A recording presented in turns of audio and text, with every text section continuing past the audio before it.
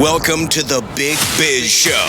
Taking care of business. You want fast-talking, hard-hitting discussions on business and finance? Maybe with a barroom slant and some really salty peanuts? We're not counting calories. We're counting cash. Before we get to the man with the financial plan, meet the money team. Costa, Mary, and Greg. Now, Captain Finance himself, Sully. Where's my bell? I was waiting for the bell. Right there? There we go. Right there. And a big old howdy to you, wherever you're watching or listening. It's a Big Biz Show. We're in sunny Southern California in the Loft 100 Studios. Costa, Mary Godwin, Greg Todd. What do I smell? What do I smell? Do I smell? I smell a lot. I smell birthday! I smell a birthday. Oh, look at Oh, look at this. Here we go. Wait a minute, Sully. Is it Funyuns you smell, or is it Bac-O-Bits? Oh my goodness, we got That everything. you smell. That Michael Bacon Costa. snack from the King of Snacks. Bacon-Bits and Michael Costa. Right there, dude. there were Congratulate. Happy birthday. Yeah, congratulations. We went all out for you. Keep eating those, Mike. Congratulations on your last year. Oh my God. Oh my God. There's a thing to it. Been there before. Hold on a second. So you've done this. Guzzle. Oh, you guys. You've done this one. Welcome to Mike's last year. Oh man. Now, do we have any? Do you have any? You country crock, or do you butter for dipping? Do you want to? He doesn't want water. But do you have a full sugar Mountain Dew? Yeah, right. Or a Manzana Lift, the apple soda with the most sugar of any soda. Happy birthday, my friend. How old are you? I turned the big 6-0. You did?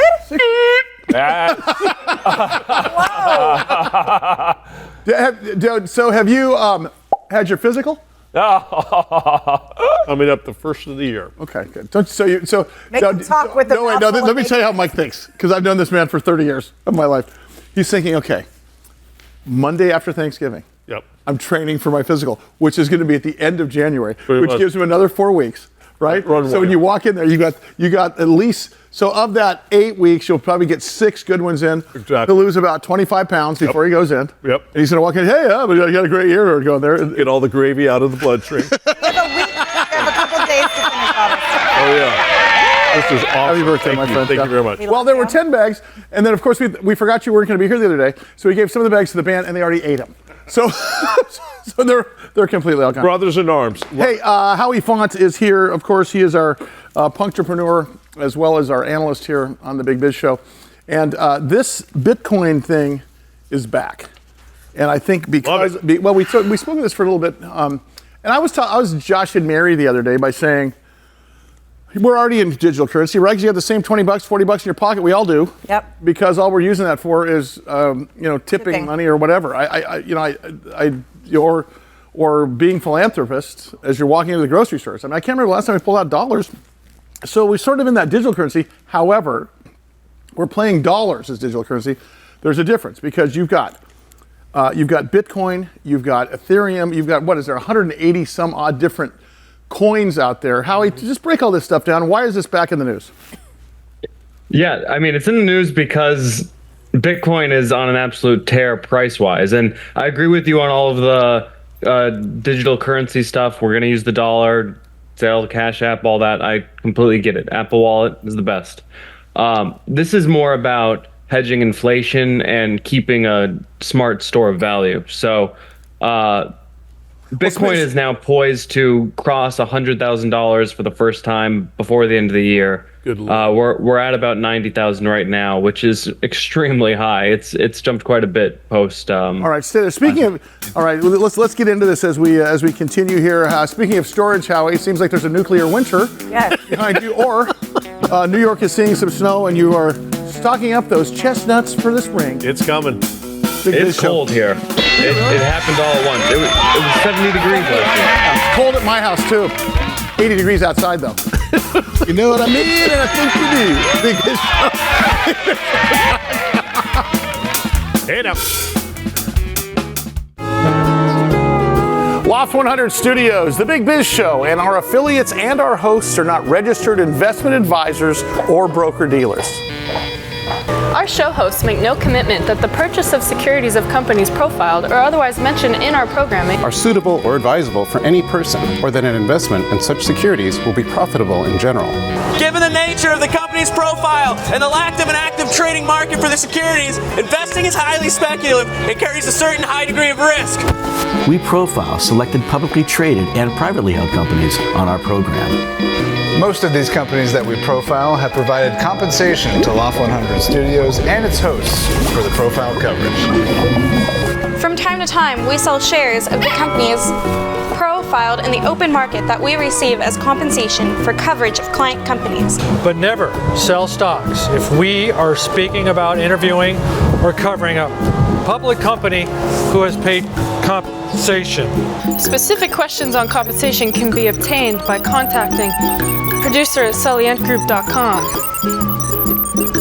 Listeners should verify all claims and do their own due diligence before investing in any securities mentioned on this program. Investing in securities is speculative and carries a high degree of risk. We encourage our investors to invest carefully and read the investor information available at the websites on the Securities and Exchange Commission at sec.gov and or the Financial Industry Regulatory Authority, FINRA, at www.finra.org. I like it. Hey, is that a rescue plane? Big Biz Show rolls on. We are live inside the Loft 100 Studios. Wherever you're watching, wherever you're listening, always appreciate you being along for the ride. That is the DTC Day Trader Quattro. Look at them. They all started out on the recorder, and now they're playing big boy instruments. Back here at the bar, it's Costa Marybert Godwin. Our executive producer is Craig Todoroff and Sully. To be clear, they started on Recorder Hero. Oh, and Yeah. Recorder Hero 3. Gotcha. If I'm not mistaken. Yep. It was like, wait, Yep. wait. Rusty Nails came up with that, by the way. Our Christmas, we had the Tickle Me Cuervo. Yep. If I'm not mistaken. We had the Diet Scotch, which was one more ice cube, and then there was the Recorder Hero. Recorder Hero. Not 1 or 2, but Recorder Hero 3. Yep. So he had a recorder with a USB cord taped on it, and it was Recorder Hero. He goes, here, I'll show you how it works. Wait. Like every single person does when they play an instrument. Wait. Just like that. Oh my God. Grade school recital. Brandon Robinson, founder and CEO of Horizon Aircraft, good friend of the show. We're glad to have him back. His ticker symbol HOVR is with us. And of course, one of the coolest guests that we have. We have such a great time with him when he's on the air with us. And of course, is the world ready for what they have, which is basically the next generation aircraft, if I'm not mistaken. Can't wait to get one. Brandon, great to see you again, pal. How are you? Hey, thanks, Sully. Great to be here. So I want you, because we had a bunch of email last time you were on. We didn't reset because there was people that hadn't heard you before. I want you to take it from the very top and talk about what type of new aircraft you're building and why it's going to have a huge market. Yeah, essentially we're building an aircraft with the capability of a helicopter, so it can take off and land vertically from any helipad, any parking lot, any open field. But en route, it travels about twice as fast and is much cheaper to own and operate, way safer, way quieter, just an all-around sort of better version of a helicopter. But a better version of a helicopter is the least of what this is because of the way you guys have built it and what's behind it. Talk about the management behind it, because you particularly, a fighter pilot, as well as the rest of your team. Because I think that's a big key differentiator here, correct? Yeah, absolutely. So world-class team, group of investors came to us and said, hey, can we even build something like this? It would be really cool. And so we took a really hard look at it. And unlike a lot of the other teams that came from maybe a university think tank background or a NASA research background, we came from a very operational space. I flew F-18s in the Air Force for the better part of 2 decades. My father's been flying for like 60 years, building and fixing airplanes. And so we took a hard look at it, and yeah, there was an amazing market potential available, but for something that was much faster and could go much further than the current companies were making. So instead of all electric aircraft that maybe were limited to 50 to 100 miles, ours is hybrid electric, much faster, about twice as fast as our competition, and can go 300 to 500 miles instead of 50 to 100 miles. So a lot of really cool market potential for a machine with those capabilities. Brandon, with the election of the new prime minister, will you be using these aircrafts against us when we go to war with Canada? Oh no, we're gonna stay friends. Okay, that's good to know. In all seriousness, with the way technology advances today, and something pops on the scene, and then boom, it's obsolete. There's something bigger and better. As far as the aeronautics, the technology with your aircraft, is that a worry for you guys at all? Not at all. I mean, first of all, we're using current technology, which is awesome, but somebody else could use that same current technology. But the way our concept came together and all of the patents that protect it, we're pretty comfortable with the combination of all the patents and also the proprietary technology, the years that have gone into actually sorting out all the nuances. So it'd take quite a lot of work for someone to copy where we're at right now. I think what's interesting, though, technology-wise and your approach-wise, the approach is a little bit different in terms of the way you guys went after this. But talk about the addressable market here eventually. I mean, you've got a current addressable market, then you've got an addressable market 5 years down the road. Talk about both of those for us.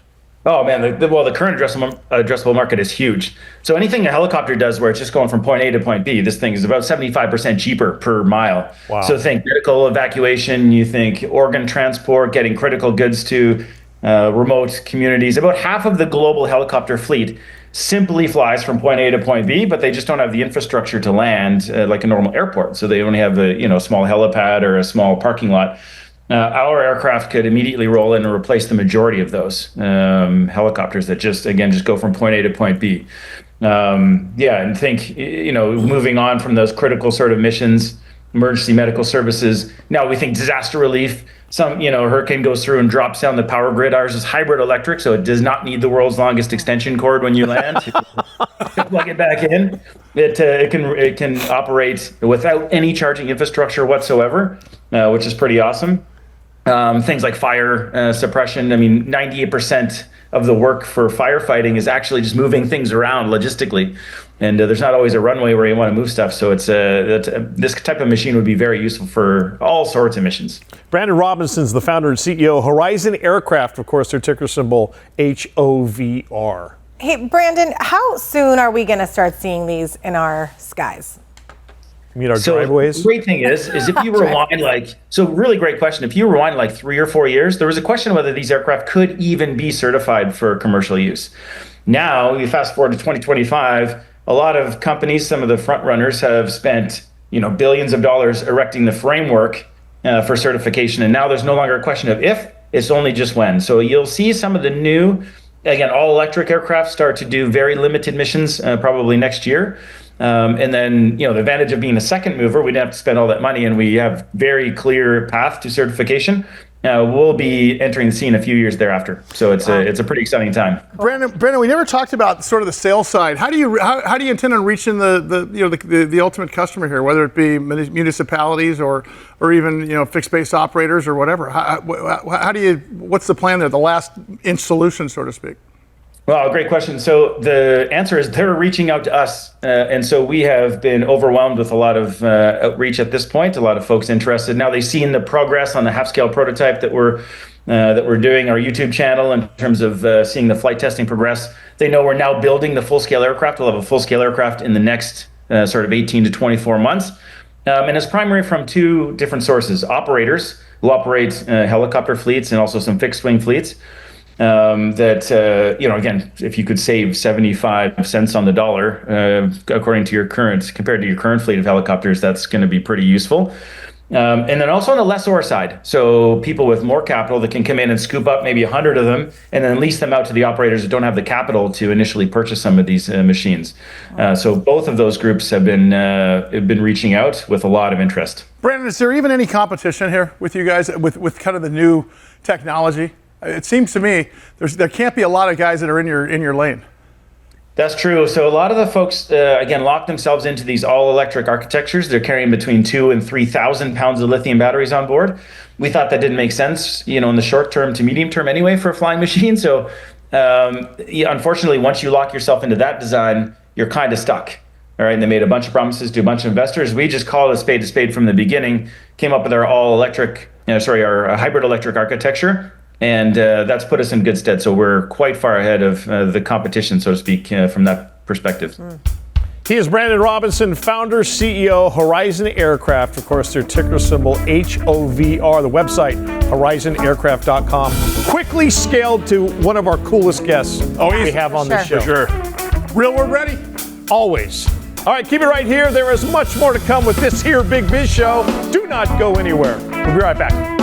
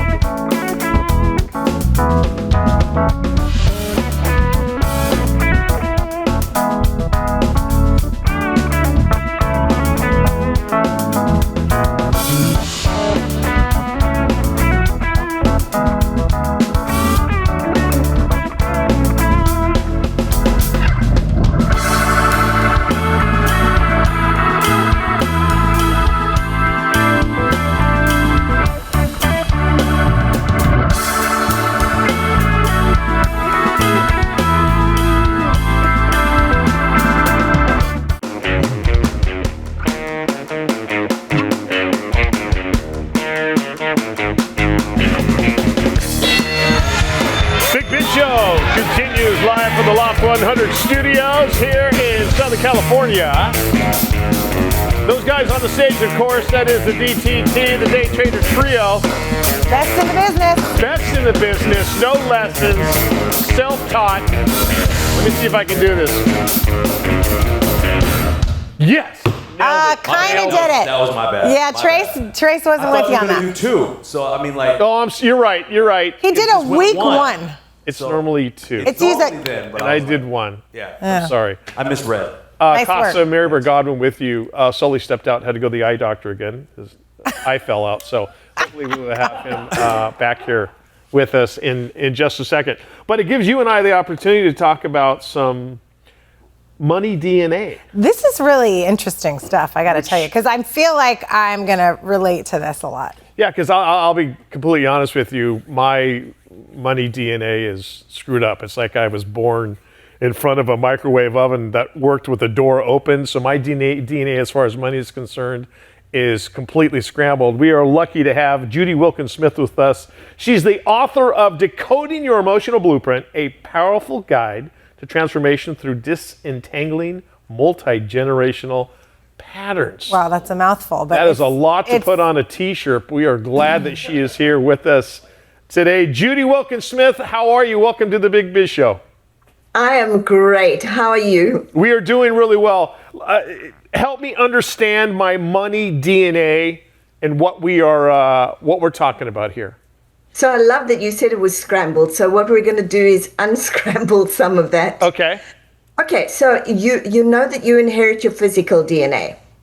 Yes. Everybody knows that. But what they don't realize is that you also inherit your money DNA or your emotional DNA, your patterns of thoughts, feelings, and actions. And in money's case, it's your patterns of thoughts, feelings, and actions around money. So what did mom and dad think about money? What did your grandparents think about money? Are there money events in your life? Because here's the deal.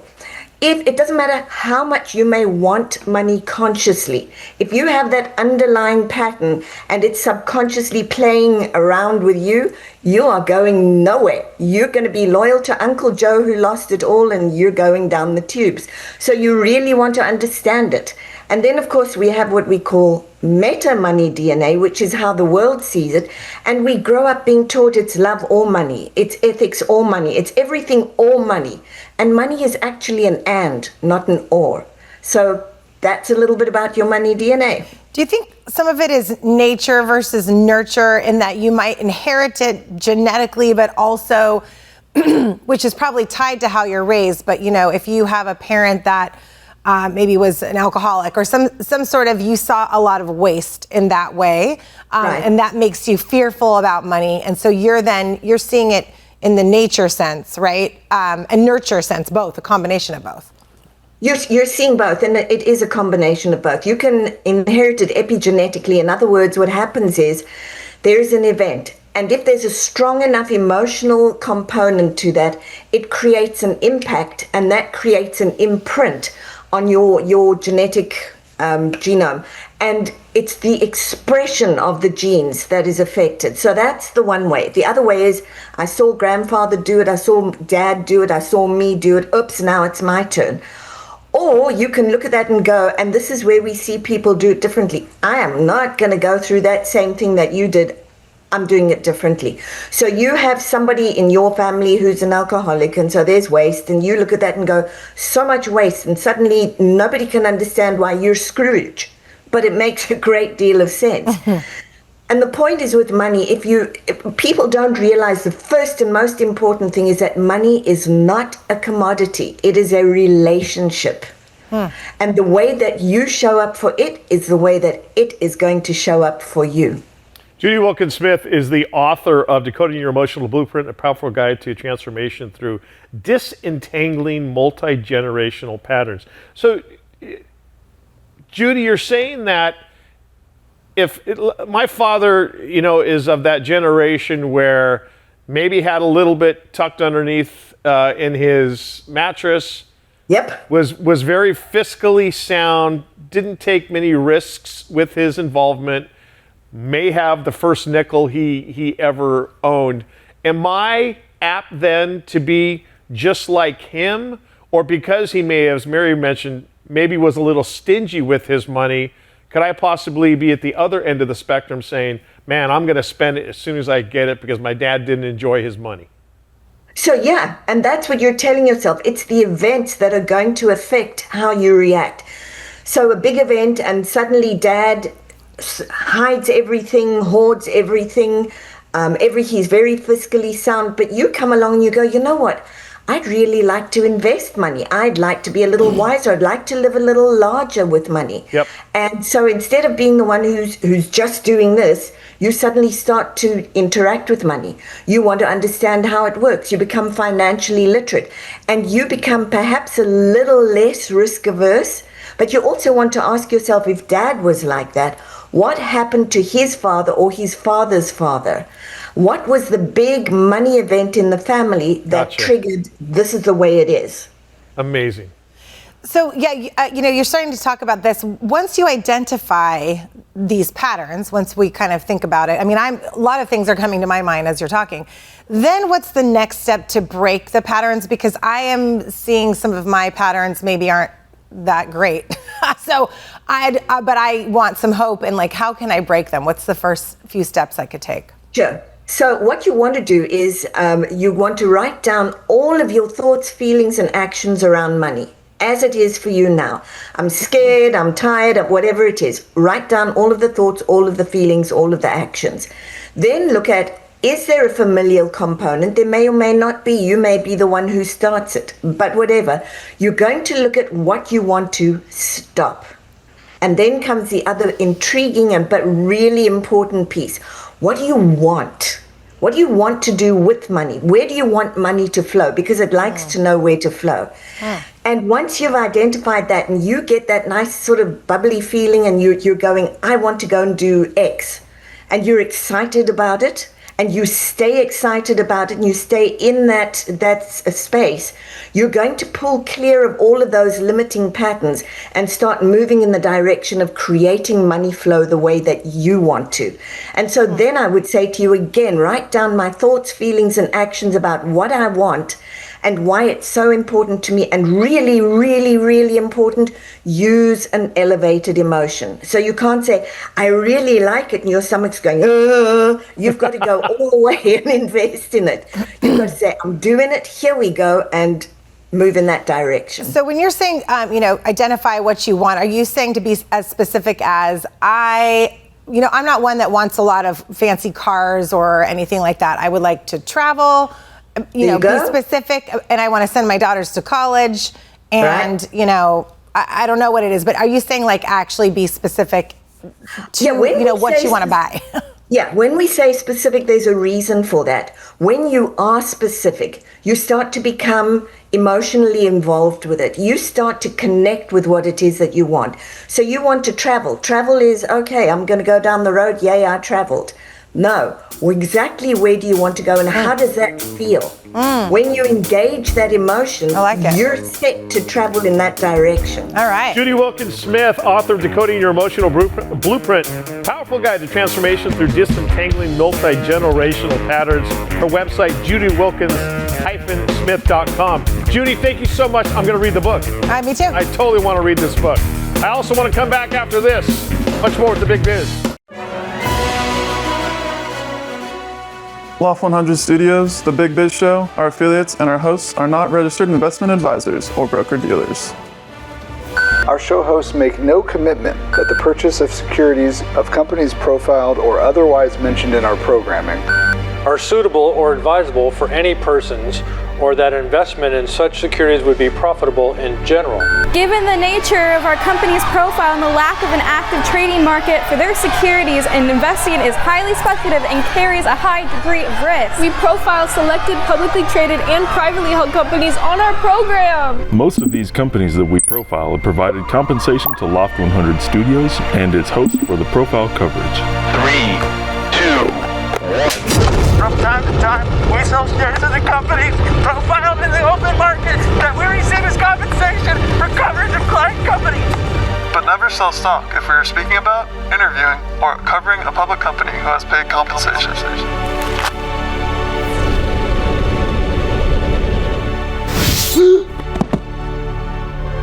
Specific questions on compensation can be obtained by contacting producer at sullyandgroup.com. Listeners should verify all claims and do their own due diligence before investing in any securities mentioned on this program.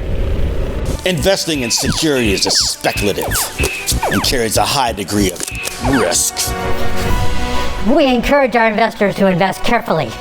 Duh. And read the investor information available on the website. On the Securities and Exchange Commission, SEC, at www.sec.gov. Or the Financial Industry Regulatory Authority, FINRA, at www.finra.org.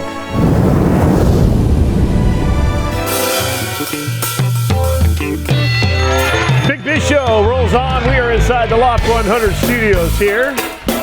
Sunny Southern California. Of course, that is the Day Trader Trio. Back here at the bar, it's Costumer Godwin, our executive producer, Greg Todorov, and of course, Sully.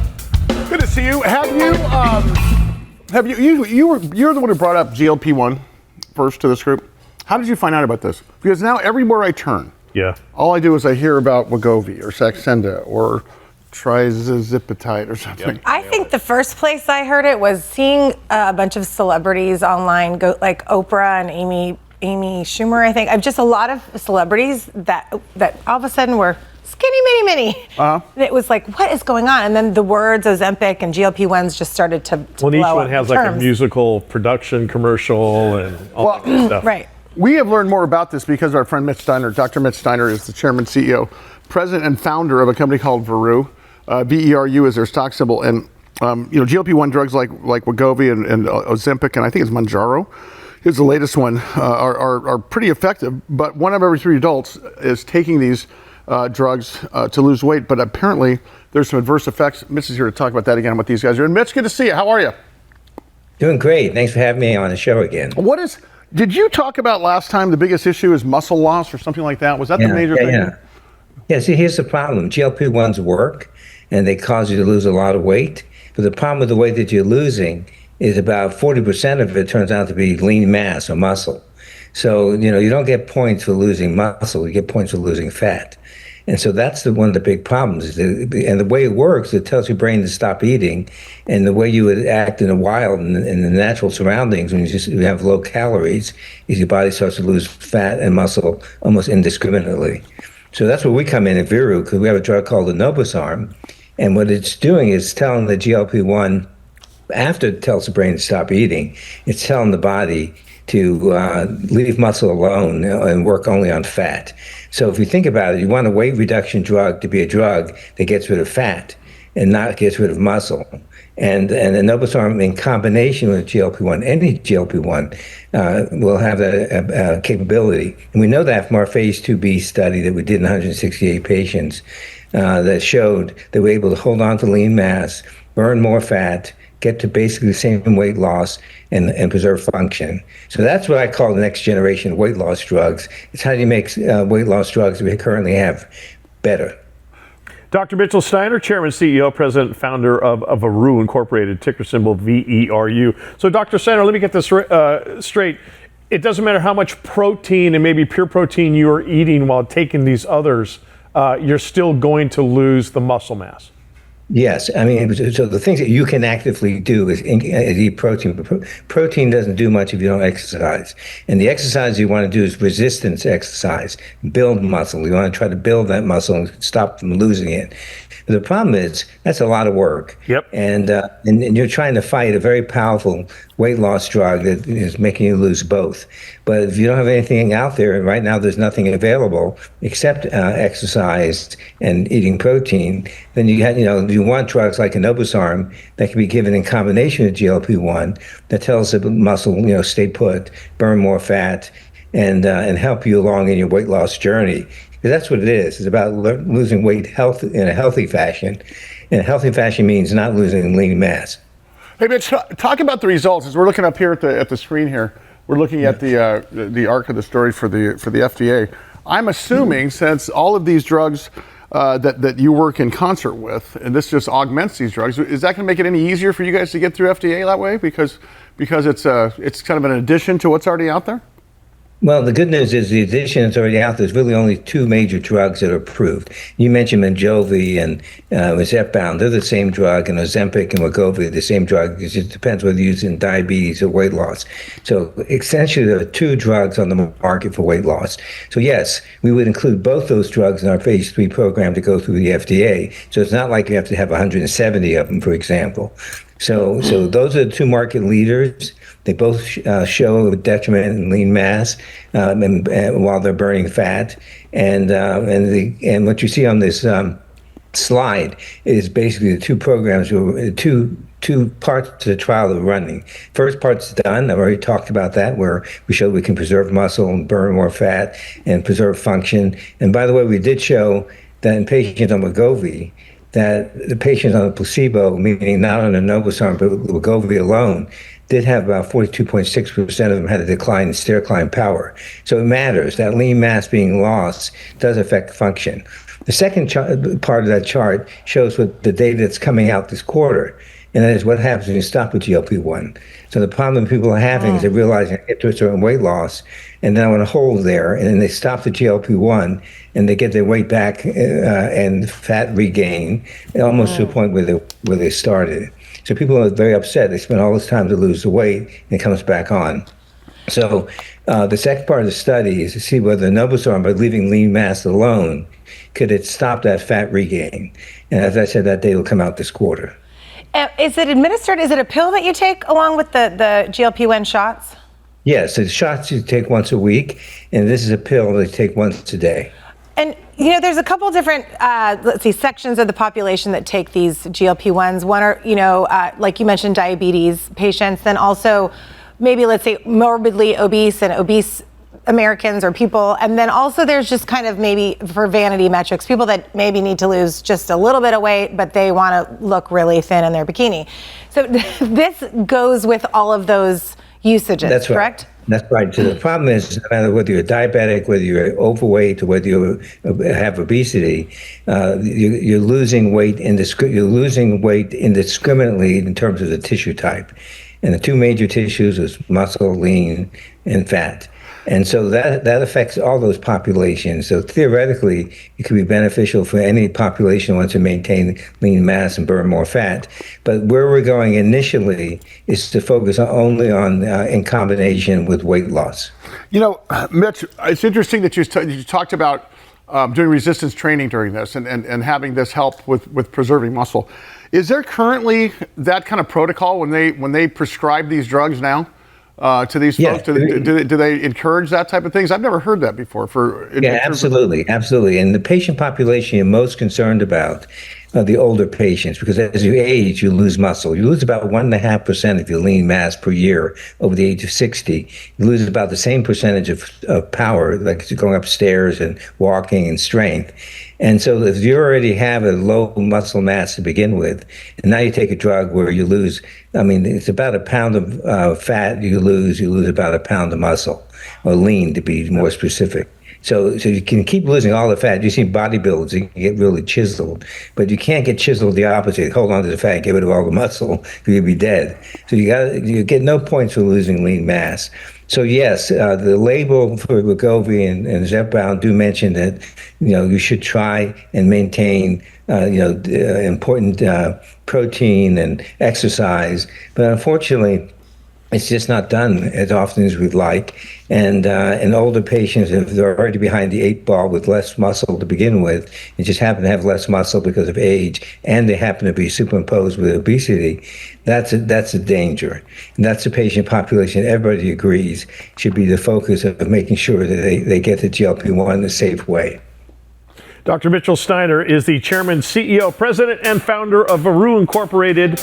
Their ticker symbol is VERU. Dr. Steiner, always appreciate the visit. That's good stuff. All right. You might be losing weight out there, but you're never going to lose us. The Big Biz Show. It's coming right back. Keep it here. No rider. Try the clams. Tip your weight.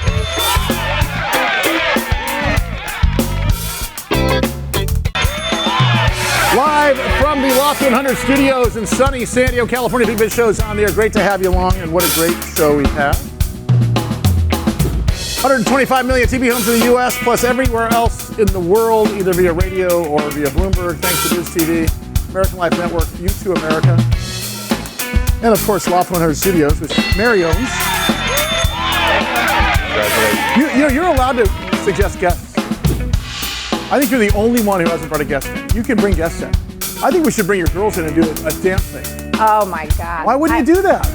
Because they're teenagers. Doesn't matter. The business that is a license to steal. Any club sport, any club volleyball, club pickleball, club baseball, club softball, or club cheerleading or dance. That is a great business model. Do you realize that we had polo fields here in San Diego, California? They had polo for years in weddings. It was sold off to a soccer company called the San Diego Surf. Oh, yeah. That company's doing a couple $100 million a year in youth soccer. Yeah. Wow. Yeah. Dance is pretty expensive. Right. I'm on the other side of it right now. What business is that?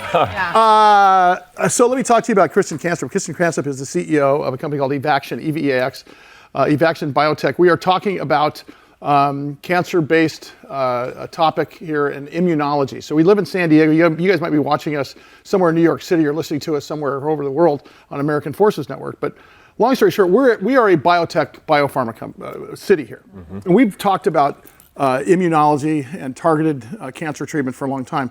What we're talking about here is a personalized cancer vaccine like we talked about with the Nixa. And I think it's important that we're having a show like this because there's a lot to expect in the next 18 months because the FDA is unclogged post-COVID.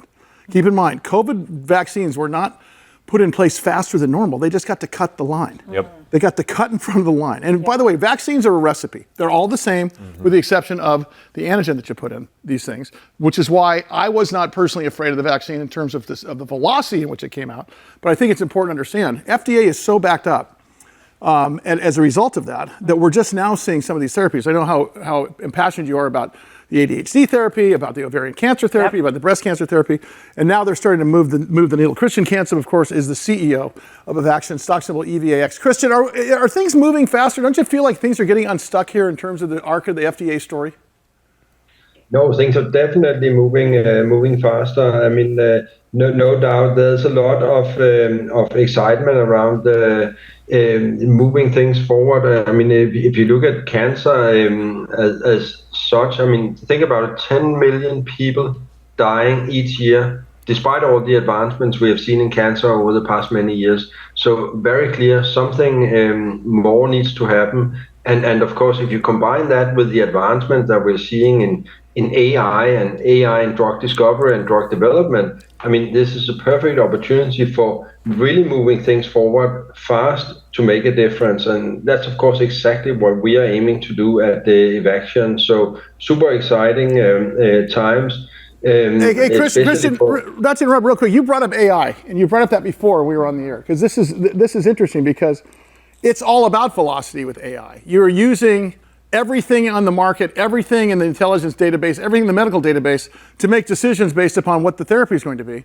And that's going to increase the velocity, and it's also going to increase the odds that the FDA is going to, it's going to work so the FDA can get you to a quicker approval. Talk about that piece of it.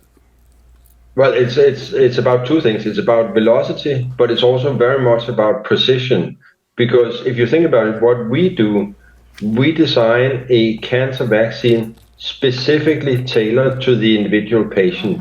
I mean, imagine you get metastatic melanoma, which is the indication we are in phase 2 development for. Would you like to get the same therapy as everybody else, which works on average well across patients, or would you like to get one designed specifically for you, which of course only is possible when we have an AI platform that allows us to do it in a very fast way. So it's about velocity, but it's also about precision, being able to make a tailored vaccine designed specifically for the individual patient. Hey, let's talk about EVX-01. EVX-01 is your lead candidate. Talk about where we're at in the arc of the FDA story and exactly what it's doing to help metastatic melanoma. Happy to. I mean, we are in phase 2 clinical development. We actually just presented the first 1 year readout, or it's a 2-year trial. We presented the first 1 year readout of that phase 2 trial in September. And there we actually saw a 69% overall response rate for the patients in that trial, which compared to other immunotherapies within that patient population is quite unheard of and a very high overall response rate. So truly excited about that. And that trial is continuing. We will have the 2-year readout of the trial in Q3 2025, and are hoping that that will make a huge difference for metastatic melanoma patients. And as I said, it is an individualized cancer therapy designed specifically for the individual patient. Wow. Christian, can you talk a little bit about the R&D collaboration with Merck and having them as your largest shareholder? Yeah, I mean, we got Merck in as a shareholder in December 23, and then they have invested one more time earlier on this year and are now our largest shareholder. But what we also have, and which is truly exciting for patients with infectious diseases, is we have in September signed a large vaccine development collaboration with Merck. I mean, this is an agreement of significant strategic and financial value to us, but also offering great hope for patients with infectious diseases. And this offers the opportunity for us getting milestones up to almost 600 million per product. But very importantly, so we have teamed up with the world leader in vaccine development to develop 2 novel infectious disease vaccine candidates for diseases where there are no vaccines today. So very exciting having the opportunity of collaborating with the world leader in addressing a serious unmet need out there. His name is Christian Kanstrup. He is the CEO of Evaxion, EVAX. Christian, let's talk about the election a little bit, how it affects you. I think it's going to help the FDA with respect to unclogging some things. But does it matter to you which side this thing went? Will it make things different for 2025, or do you just keep your head down and keep moving? I mean, we keep moving. Of course, it is going to be interesting to see what it means, especially vis-a-vis FDA, right? But for now, we have so many important things that we need to execute upon, both for benefit of patients, but also for realizing the full value of what we can as a company, benefiting our shareholders. So we focus on that, and then we leave politics to you guys over there. Yeah. Good thing Costa's not here today. Christian Kanstrup, CEO, Evaxion, EVAX is their stock symbol. Thank you, buddy. That does it for us. Big Biz Show, bigbizshow.com. Check us out there. Do we have a Twitter? Do we have a Twitter on the line? Do we have a Facebook on the line? Sully on the air was our Twitter. There you go. That's her job, and I'm on right on time. Big Biz Show. See you tomorrow.